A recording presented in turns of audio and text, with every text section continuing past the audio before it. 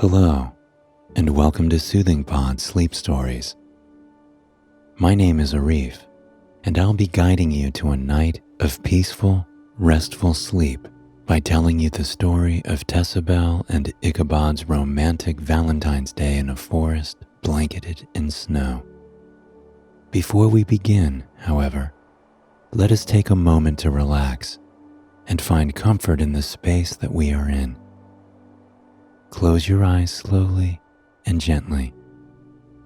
As you do so, take a moment to scan your body for any discomfort or tension. Travel from your head down to your neck, across your shoulders, in your arms, and back up into your chest. Travel through your torso, down your back, and into your legs. Is there any tension in any of the areas you've just focused on? Take a brief second and focus on that tension. As you exhale, picture that tension melting away, leaving you with a body that is relaxed and ready to receive a full night's sleep. Now that your body is at ease, it is time for your mind to follow. With your eyes closed, picture a beautiful pine tree. It can be tall and thin, or short and wide, or anything in between. Are its branches long, or short and close together? What shade of green are the needles? And how many of them do you see on the forest floor? Once you've found your perfect pine tree, imagine snow falling around it. The big fluffy flakes move glacially slow, swaying in the breeze as they delicately gather at the trunk of the tree. With every exhale, imagine that snow clinging to the pine tree branches. At first, it was just dusting, but as you breathe more, in and out, in and out, in and out, in and out, a blanket of snow begins to gather on the branches. With these slow breaths, creating this world of snow and this winter shield for the tree, you're reminded that we all have our seasons and we all deserve some peaceful, quiet rest. Now that we've taken the time to calm down, let us journey to a castle in the mountains where our favorite couple resides. Tessabel could always tell when snow had fallen before she even awakened for the day. With her eyes closed, she would lay in silence, curled up under her downy comforters with a crackling fireplace at her feet. But this silence was different on snowy days.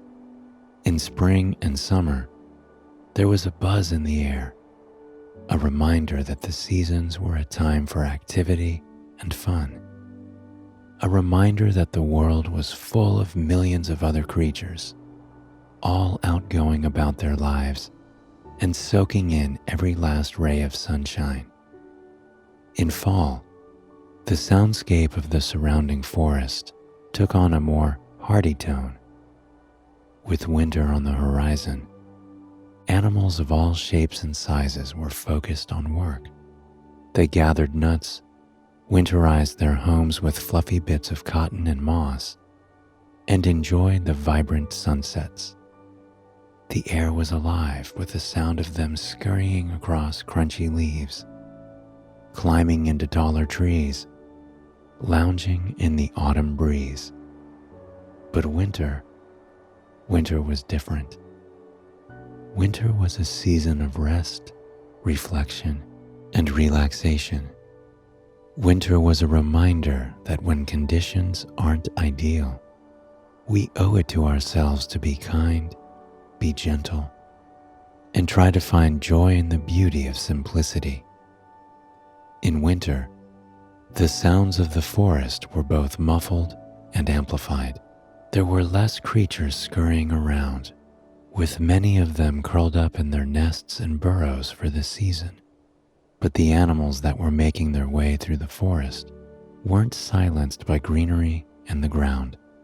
Now, in winter, the sounds were softer, more sweet. The sound of snow tumbling off of pines seemed to be the loudest sound in the forest. But if you listened closely, you could hear songbirds chirping in their branches, munching on seed they stored for the cold months. When Tessabel opened her eyes, it was as though she was looking at a painting, something too perfect for this world.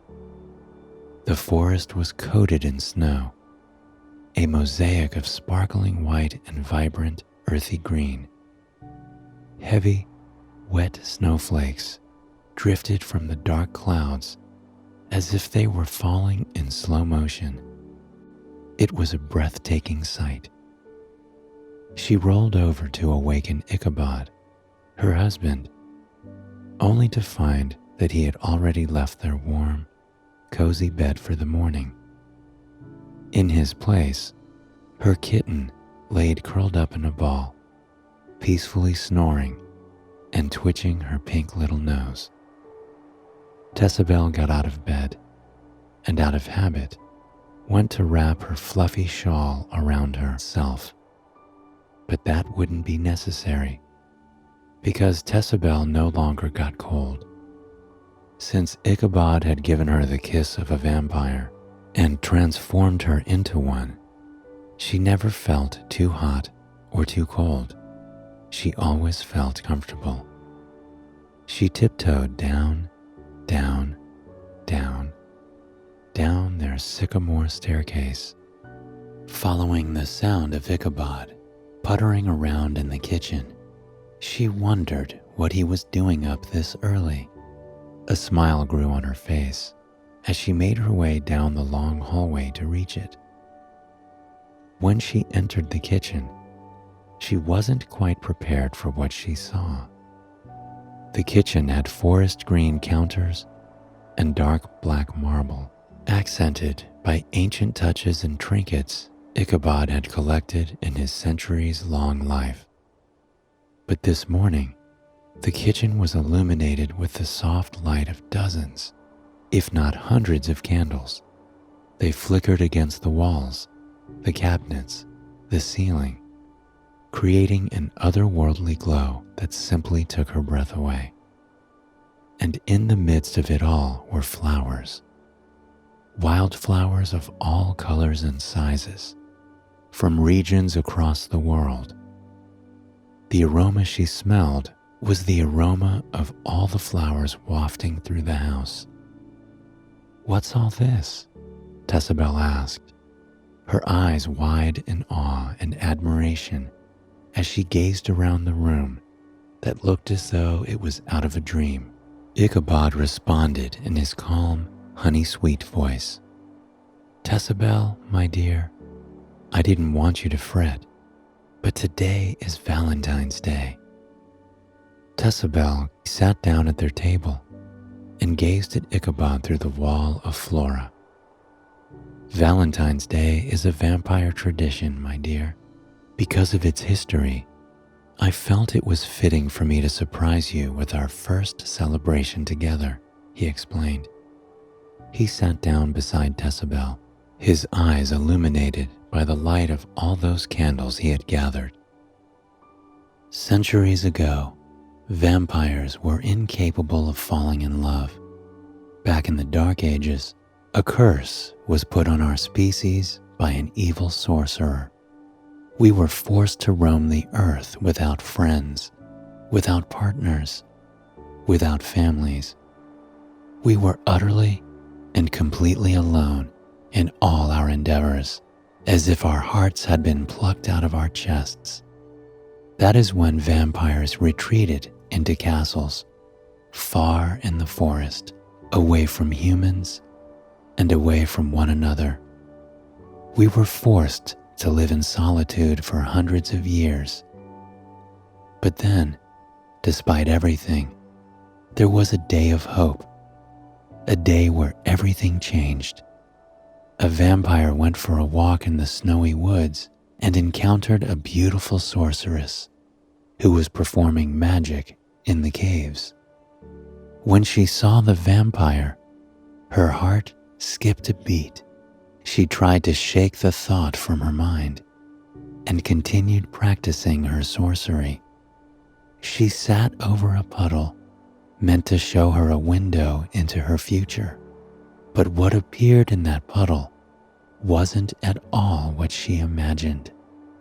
It was her and the vampire, curled up by a crackling fire and wildly in love. She knew that magic doesn't lie. She knew that was her future. So she searched through the woods as snow fell around her, calling out for the vampire. Finally, she found him and led him to the caves. There, she performed a spell, lifting the curse forever.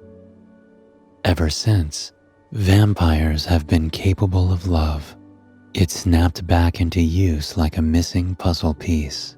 To commemorate it, every year, we celebrate on the human holiday of Valentine's Day.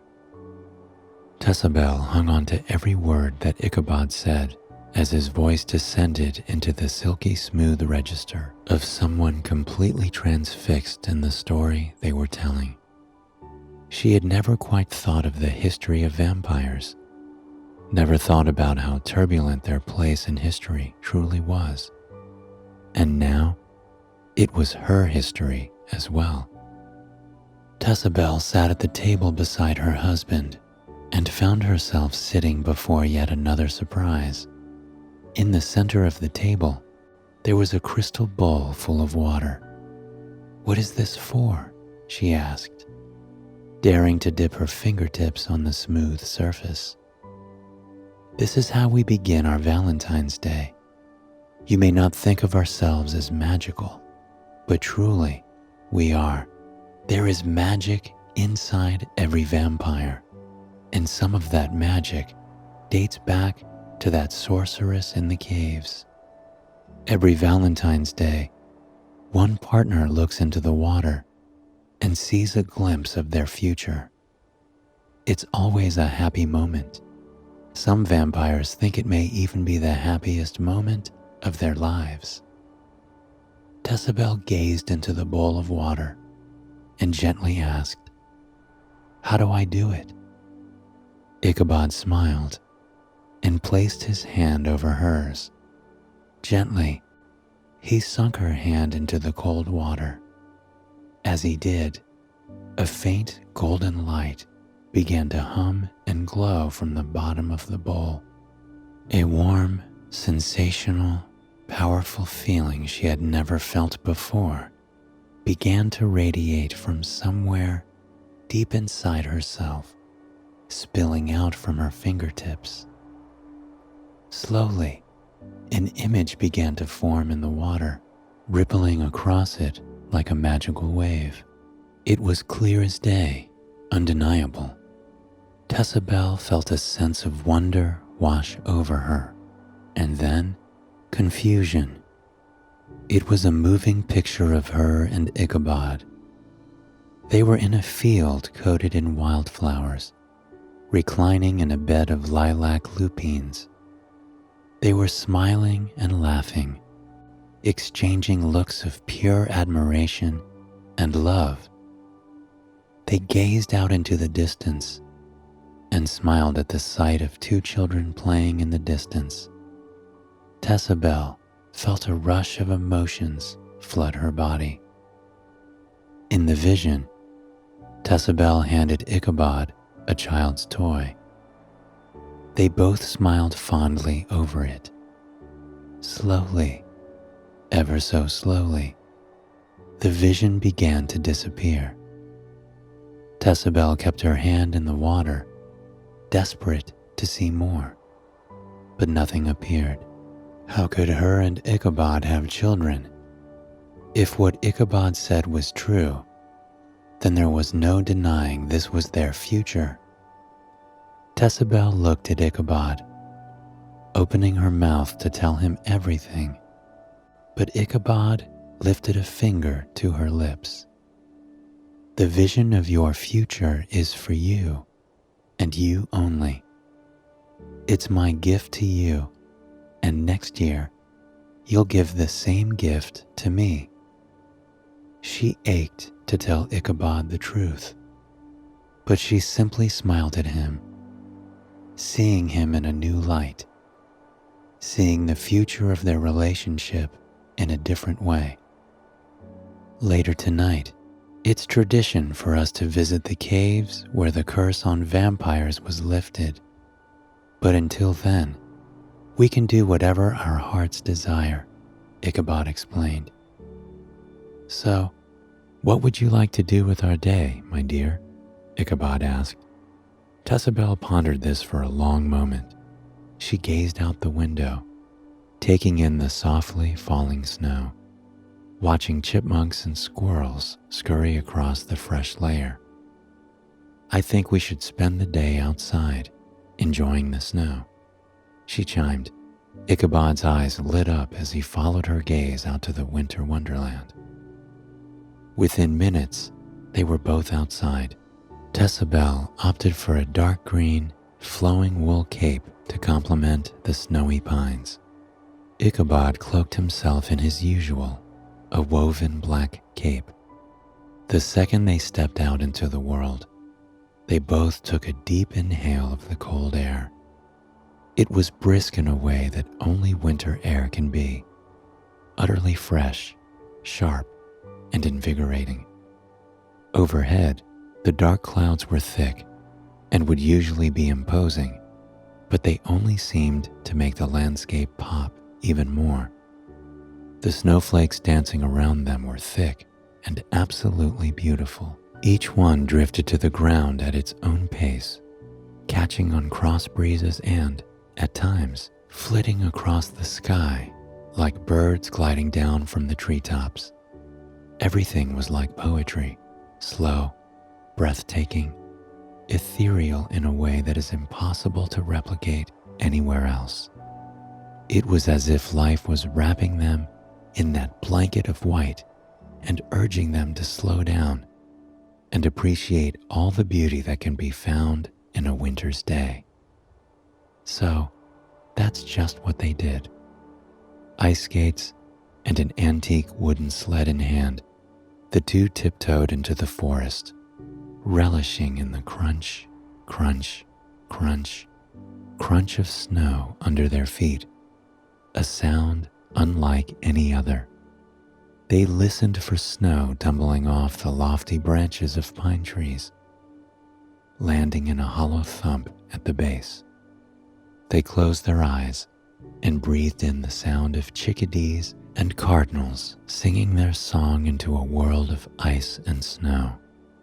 Beyond it all, they could even hear a woodpecker peck, peck, pecking against the bark of a hardy oak tree, searching for the riches within. Yes, the forest was indeed alive, but in a way that seldom people get to truly enjoy and experience. Ichabod and Tessabel stole glances at one another, their eyes sparkling with the magic of the moment. They had this forest all to themselves, aside from the marvelous creatures within it, and that in itself felt like the greatest gift of all. They made their way to Tessabel's favorite spot on the property, the spot where Ichabod turned her into a vampire. During spring, summer, and fall, a waterfall tumbled from the granite cliffs in her favorite spot. But now, the cliffs were speckled with millions of snowflakes and icicles that clung against the wall in massive heaps, seemingly defying gravity. She imagined the wall of moss that blanketed the granite most of the year, and found comfort in the fact that soon it would be back. For now, it was resting. There was another important transformation that took place here every year. The pool of water that normally rested at the base of the cliff was iced over, creating a small ice rink in the middle of the evergreen forest. Tessabelle hadn't ice skated since she was a child. When she was younger, she adored it. It was the one thing that made her feel free, that made her feel as though the world was meant for her. But as she grew and was forced to work, her hobby lost its sparkle. She didn't have time to journey out into the forest in search of the perfect patch of ice. But that changed now. She knelt beside her husband, helping him lace up his ice skates. Though he had lived for centuries, he had never ice skated before, for he had no one to do it with until he met Tessabelle. He was always delighted to find things he had never done before, always reminded that no matter what he sees, there were more joys to be found in life. Tessabelle held Ichabod's hands, helping him rise up on the ice. Instantly, though he wasn't particularly good, Ichabod knew he was in love, just from seeing the way Tessabelle's eyes welled with appreciation and joy. As he watched her guide him onto the ice and saw the smile on her face, he realized that there was nothing he wouldn't do to see that expression, nothing he wouldn't do to see her be truly happy. The two held hands and slowly made their way around the ice, gliding effortlessly. As snow gathered around their skates, they simply slid right through it, painting intricate patterns on the surface of the ice. Tessabelle broke off of Ichabod for just an instant, effortlessly making her way to the center of the ice. She kicked off, spinning, spinning, spinning, spinning around and around and around and around. She felt the cold, fresh winter breeze dance through her hair. She felt the large snowflakes kiss her cheeks and stick to her dark eyelashes. When she finished, she locked her eyes with her husband, who made his way across the ice to kiss her. As their lips brushed against one another, Tessabelle couldn't help but wrap her arms around Ichabod, pulling him in closer against her. She loved the way he ran his hands through her hair, the way he brushed his thumb against her cheek as he gazed into her eyes. Soon, they were finished skating. They sat down at the edge of the ice. Ichabod poured a cup of hot soup out of a thermos, handing it to Tessabelle with a smile. They clinked their old cups together and breathed in the sweet aroma of homemade stew as they sipped it in comfortable silence. They sat there for quite some time, watching snowflakes disappear into their broth and collect on each other's eyelashes and hair. Before long, the forest around them was darkening. Touches of red and pink peeked out from behind the clouds, the last bit of daylight painting its artistic goodbye. Ichabod took Tessabelle by the hand and led her along the edge of the cliffs. As they journeyed further and further into the woods, Tessabelle was surprised to hear the sound of music. It was a violin, playing a melody that could bring tears to your eyes. "Are there others here?" Tessabelle asked. Ichabod nodded. "Indeed, vampires from all over gather here on this day." Tessabelle felt the fluttering feeling of butterflies in her stomach. The only vampire she had ever met was Ichabod. For so long, it felt like they were all alone in the world. Since she had grown up without her own parents, Ichabod was the only family that she had. But as they turned into the labyrinth of caves, Tessabelle had a feeling that would change. Much like their kitchen, the caves were aglow with the light of thousands and thousands of candles. Flowers lined the floor from wall to wall, with narrow pathways in between for vampires to pass. All the other vampires greeted Tessabel with a smile. She waved to them in awe, giving herself a moment to take in what a beautiful gathering they had created. People played centuries-old vampire songs on the violin, songs that both soothed and inspired. Everyone looked so at peace, so happy, so together. Some vampires danced in the candlelight, looking into each other's eyes with longing and admiration. "Is there anything we're supposed to do?" Tessabel asked. Ichabod rubbed Tessabel's soft hand with his thumb, comforting her. "We're meant to enjoy ourselves. At the end of the night, we each light a candle in the upper caves to signify our love." For the next few hours, Tessabel and Ichabod did as they pleased. In that cave, tucked deep within the forest in a sprawling, mountainous countryside, was a haven, a reminder of the power of connection and love. Every vampire they spoke with was wise, patient, and kind. They treated Tessabel as if they had known her forever, which was more than anyone in the town had done for her in her entire life. The mere thought almost brought tears to her eyes. After so long, she had found her family, even if it was in an unconventional way. Soon, it was time to light the candles. Everyone journeyed upstairs, flowers and fire in hand. They each paired off into rooms with their partners. The caves overlooked the landscape from what seemed to be a mountaintop. Below, Tessabel could see every inch of the forest blanketed by snow. Far, far below, she could make out the town, which seemed to glow orange against the snow-covered hills. Overhead, the clouds had cleared, revealing a night with a million stars. Ichabod and Tessabel breathlessly stared at the inky black sky, amazed that a view like this could even exist. It was otherworldly, seemingly too perfect to exist. "Tessabel, I've wondered my whole life what it was like up here. I spent so many centuries alone, worried that I'd never find anyone. And then you walked into my life.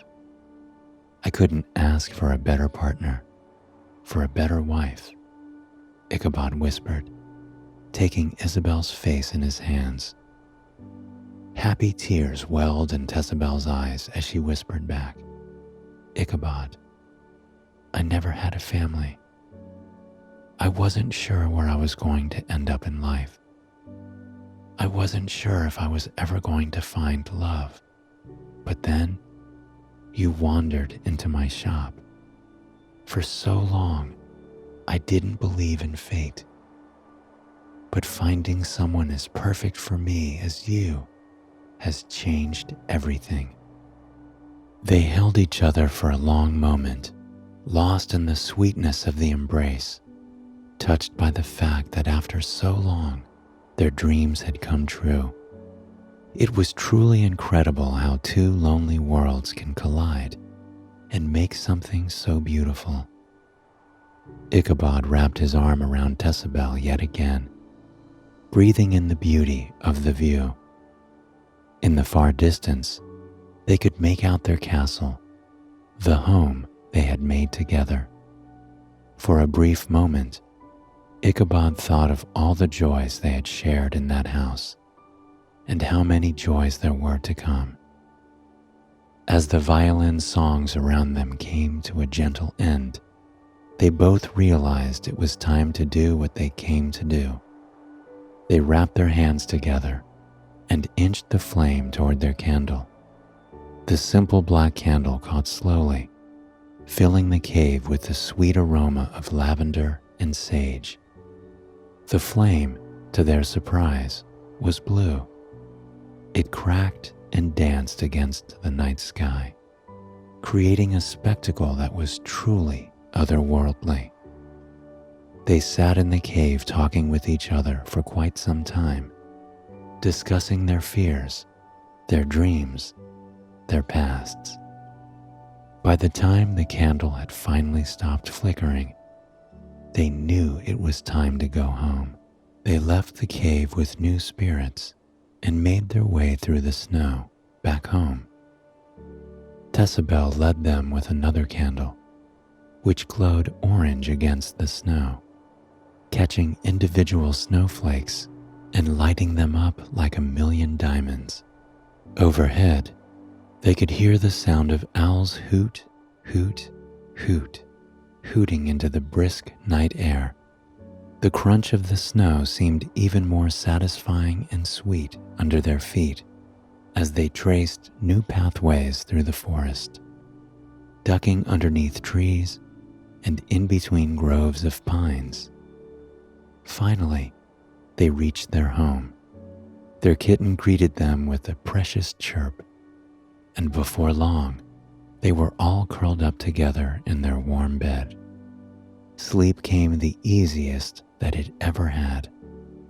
The day was a day of romance, of love, of pure joy, and it left them both feeling refreshed in ways they never had before. As they both drifted off to sleep, they thought deeply about how lucky they were to have found each other, how lucky they were to have found a love as pure and perfect as this. I hope you've enjoyed this sleep story and it has helped you reach a night of peaceful, restful sleep. Please join me again tomorrow for another sleep story. Until then, sweet dreams.